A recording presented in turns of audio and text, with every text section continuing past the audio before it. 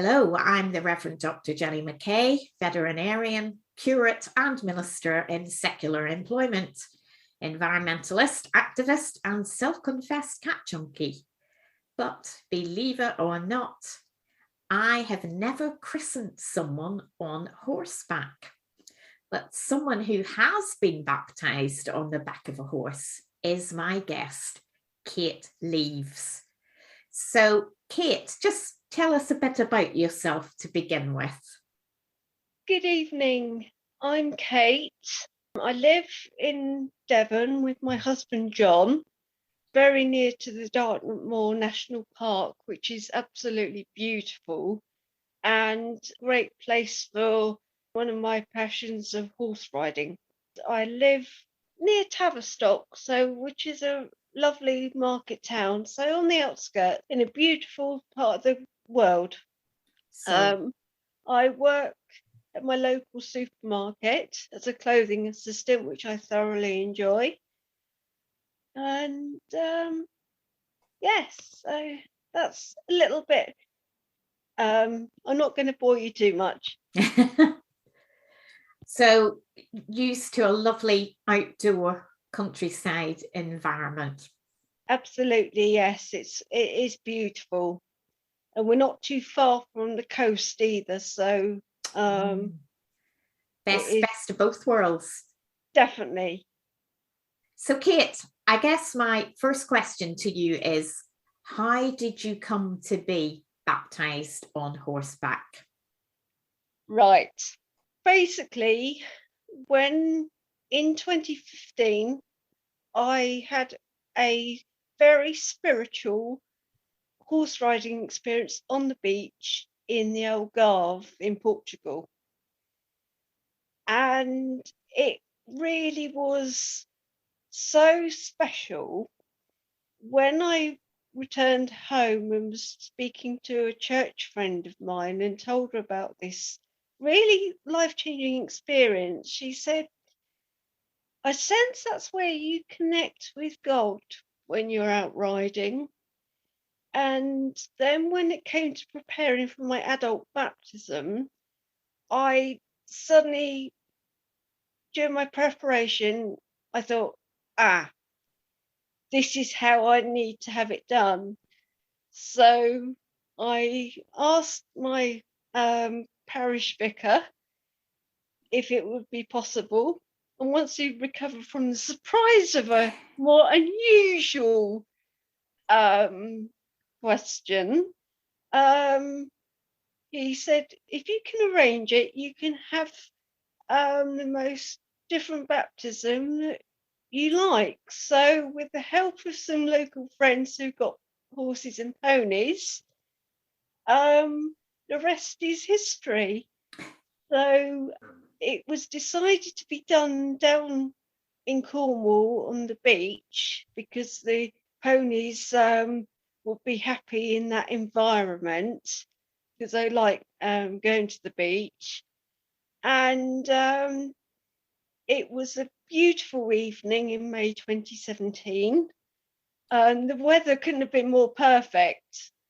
And my vicar, Andy, blessed some seawater. So it was really, really extra special. And my friend held Tara, the pony who I was riding, for health and safety purposes because I needed to take my hat off and see water dripping on her.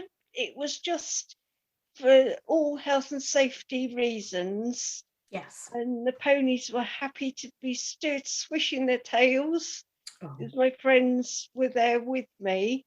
So there were three of us on the beach on horseback with some friends beside us. Sounds absolutely amazing. And I'm sure that your vicar was, yeah, I bet. Incredible. Yeah. I bet that the vicar had probably never had a question like that before. And I'm just really happy that he was able to do that for you. So the horse wasn't moving around at the time. It was still. Yeah. She sort of happily swished her tail, and because she was in the company of her half sister and her other stable friend, she was really chilled out. So, and at that time of the day, it was quiet on the beach. So, Yeah. it was truly magical and Oh, very it emotionally sounds happy. it. Yeah, it sounds absolutely wonderful. And yes, I mean, you know me, the Reverend Vet, I am totally convinced about the natural bond and the spirituality that you can have with animals. So it's amazing that you're getting a similar sort of feeling with horses. But I do Yeah. know that you've also got a bit of experience with alpacas as well. Can you tell us a little bit about what happens with an alpaca or two? Yeah. That came about in January because I was doing some research for a book I'm hoping to start writing in due course, and I wanted to do some more research about alpacas because I'd like to weave them into this book. Okay. And I had a lovely moment where one of them particularly came up and rested his head on my shoulder. And oh, it was magical. Like with the horses or any animal, they just accept you for who you are. They do. They just you they sort of tune into you, and it's just a really unique connection because there's no Wi-Fi or anything around. It's just that special sort of almost unspoken conversation Yeah. Yeah. between you and them, Yeah. and they might give you a sort of playful nudge or sort of a conversation, a silent conversation, if that makes sense. It's very Yeah. difficult Yeah. to put in Absolutely. words. And I think they kind of, it's almost like a feeling that you have connecting to God or your spirituality. It's just this unconditional love flowing both ways between you and the animal and then back to you. And of course we know that God is all about love. And Yeah. I, yeah. And they take you for who you are and they don't judge you. They sort of and that is that is a lovely thing. Um and being out in the sort of countryside and being at nature, and when you see that sunshine coming down through a gateway, it sort of, you just feel that just as a feeling. It's a connection with nature. I mean, I think some Yeah. people say we feel spiritual when we go to church, but not always. Of course, we can feel very close to No God matter and what the weather nature. condition. Yeah. Yes. Even if you're in your wellies and waterproofs, it doesn't matter. Doesn't You can. matter. No, no. And you just mentioned about your book that you're writing at the moment. But of course, I know that you've already had your first book published, and that's called Mischievous Mabel, about Yes, it's a cheeky, mischievous border terrier puppy. yes. Oh, she's mischievous. So Is she based on a real dog that you know? yes, yeah.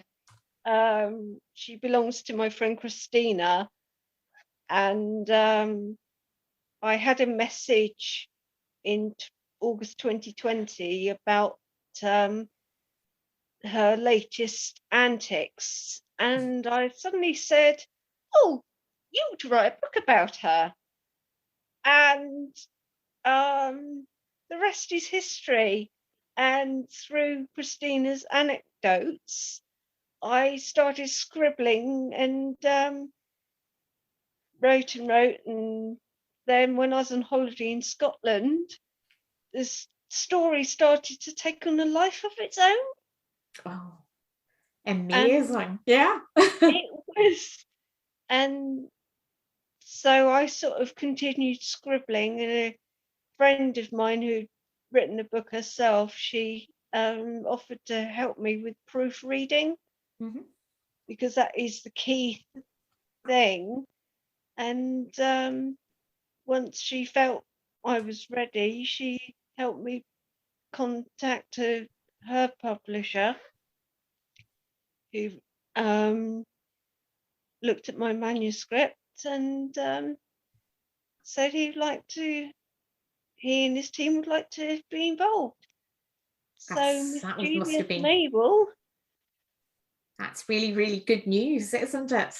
So that what you're writing at the moment is it's the sequel to Mischievous I'm Mabel. sort of on a continuous foraging for ideas at the moment, because I don't want to. I found I really loved writing the first book as a sort of switch off project. Okay. So I thought, my goal is to write a second one and see what escapades Mabel can get up to next. Yeah, and it sounds as if she might be bumping into a few alpacas as well. Well, she might be getting acquainted with some. So, and some other friends. So we shall see what where her sort of, as she grows, we shall see what kind of things she gets up to next. Yeah, this is the beginning of a series, I can tell here. But as a writer, I'm sure that you get your inspiration can come from many different places. And I believe that ironing is a good source of creativity for you. Pardon the pun, but that sparked off a lot of beginnings of missions, shall we say. It certainly sparked off the initial idea, and other sort of things I've done as well. So ironing just seems to It brings out the best of creativity in you, doesn't it, Kit? That's good. That's good. I'm sure a lot of people wish they could get. Say. Oh, well, I'm sure some of our listeners who don't particularly like ironing will hope that they get some inspiration after they hear this podcast. But when you're not at home and you're not ironing, I know you like to go for peace and quiet, and I guess that those sorts of places give you inspiration as well. Any special places in the UK or abroad? It's a varied mixture. It's very helpful to catch up with Mabel from time to time. Mm-hmm. To have that time with that little dog, just see sort of what she might be doing at home, what she's sort of whether she's digging a hole in the garden. It's sort of that time with her to capture the sort of essence, because if I can't picture her doing something, it's not going to work. So even at home, just in the garden, it can just sort of suddenly an idea just occurs out of I might have listened to something on the radio and thought, oh, I wonder if that would just a random comment about something. Oh, I wonder if that might Mabel might do that. So it can be at the strangest times and places. Mm-hmm. And do you write these ideas down as you get them? Yes, I have to have notebooks everywhere. Much to my long-suffering husband's disgust. I've just before I've turned the light out, I said, "Oh, I've had an idea," and it's, "Oh no, not at this point." So you get your journal out and you're writing this So idea. I'll try and scribble the bullet points down, and then hope that I remember it all the next morning, so I don't cause too much of Oh, a that's good. disturbance. That's really good. I know sometimes when I'm thinking of things for the Reverend Vet, it's a bit like that. You can be out somewhere, or it's just something you see and you think, oh, that would be something nice to do a post on. So yeah, So it's amazing. You just don't know what you come across that will so inspire you. And you it's just something you can't plan for. I mean, I guess you don't necessarily sit down and say, right, I'm going to write a chapter now. no, it has to come on like a sort of something, just has to spark off in the back of the mind, or something sort of, oh, I feel a chapter coming on. Yep. And I don't, and it can be sort of not in any particular order, it's just scribbled down as the sort of ideas flow. Wait till the inspiration arrives. It is, yes. So you're obviously very interested in the outdoors, but I do believe you do something indoors, or you've started something indoors, which is Zumba. yes. Yes. When did you start that, Kate? I started that last February during our second lockdown. I saw an advert on a parish Facebook page for Zoom Zumba class. Right. I thought, oh, something I'd like to try. And I sort of did the first one, loved it, and I've been Zumbering ever since. And then once the restrictions lifted and we were to get into the hall, okay, that was even more of a sort of exciting vibe, being sort of in a different environment like that. And yeah, I've heard Zumba's really, really good fun, but I've always worried that you have to be a good dancer to do it. Is that right? no, it's a case of wanting to learn something new and just enjoying varied music, and just having that sense of adventure to give something a go, and not being afraid to sort of think, well, as long as I don't trip over my own 2 feet, or or land in a heap. But at the end of the day, if you don't try it, you don't know. No, good exercise anyway, isn't it? It is great fun. Again, it's that you time where you switch off your phone, and you just enjoy that sort of moments of being present, and focusing on learning new steps, and also the added bonus is making new friends. Yeah, So absolutely. it's like with the horse riding and everything, it's that sort of trying something, doing something that makes you happy. I was speaking to somebody in my last podcast, and she trains dogs to dance, Angela Richens. So I'm presuming there aren't any dogs at the Zumba class. No, it's just a fun group of ladies that we all enjoy learning to dance and having a great time. It's just like going to a party once a week and letting your hair down, and it sets you up for the week. I might have to give that a try myself. So that's something positive then. It's really come out of COVID for you, making new friends and taking up this new hobby. And I know you've also had a quest to conquer England's longest and fastest zip wire. That was back in 2018. Yes, I rounded up a group of friends from the age of 18 to 80. Wow. Yes, and we flew down the England's longest zip wire. And where is that, Kate? It's hang loose, and you fly over the biodomes at the Eden Project. Right. So you get launched off the tower and you fly, whiz over above the treetops with the most fantastic view. And just incredible.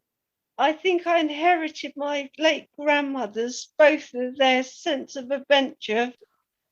And I have got a love of flying, so both normal airplane and biplane. So this was a real sort of experience. And I did it, my friends and I, we did it for our local hospital. Oh, that's nice. So it was charity. Yeah, because if I'm going to do something like that, yes. So absolutely. And how long did it take to go across this zip wire? Probably not that long, but it sort of felt longer because you were sort of just I was just enjoying every moment. I bet you were. Yeah, like the wind flying through your hair. Oh my goodness. And it was just incredible. So all of us enjoyed it. So it another really great experience. Have you got any other thrilling adventures planned? I would love to do a couple of things in due course. I would love to do in due course a wing walk. That is something. What's that? Being attached, seated on top of a biplane and flying over the sort of local countryside with a bird's eye view. Whoa, wow. So I think my husband is going to up my life insurance policy. Yes. That would be a bit longer than being on the zip wire as well. Yes. So my gut feeling is, and with anything, if it feels right, I'll do it. If it doesn't, I'm not even going to think about it. Well, you never know. As you're ironing one day, another inspirational idea may come to you, and another challenge. So I think I always like to sort of have a few sort of projects to sort of mull on and see what is doable practically, physically. Yeah. Yeah. Fantastic. So, well, Kate, you're an extremely busy lady, and as I said at the beginning, I have never come across anybody baptized on the back of a horse. I'm very impressed. I just hope that at some point somebody will ask me to baptize them on a horse. It sounds a wonderful experience. And I wish you all the best as well in the sequel to your book, Mischievous Mabel. Mabel is already published. It's already available on Amazon, isn't it? Yes, that's correct. So just to clarify, if anyone is interested in getting Kate's book, Mischievous Mabel, it's available on Amazon, but it's under Kate's full name, and that is Catherine J Leeves. So anybody who's interested in finding out about Mischievous Mabel, you know where to look. I'm sure she would love people to get their paws on a copy. Yeah, absolutely. So I look forward to hearing about your next adventure, Kate, and thanks very much for doing the podcast with the Reverend Thank Vet. you very much. You're welcome. For speaking to me. Thank you very much. Bye-bye for now. Bye-bye. Bye-bye.